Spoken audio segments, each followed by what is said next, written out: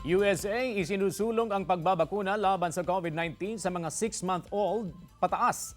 At North Korean leader Kim Jong-un binisita ang rocket ship facility ng Russia. Tunghayan sa Globalita. Sa United States, isinusulong ng Center for Disease Control and Prevention na palawigin ang pagbabakuna laban sa COVID-19.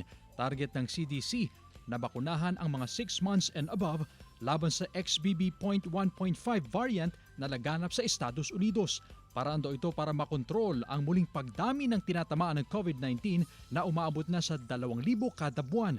Pero mababa pa rin ito kumpara noong kasagsagan ng pandemic kung saan umabot sa 1.1 million ang nasawi sa US.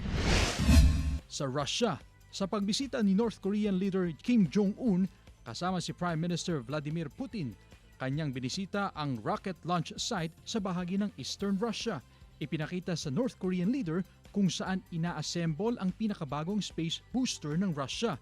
Sabi pa ni Putin, bukas siya sa anumang dialogo maging tungkol sa military matters.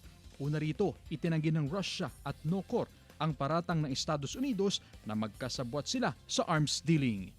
Chris Zuniga para sa Mornings with GMA Regional TV.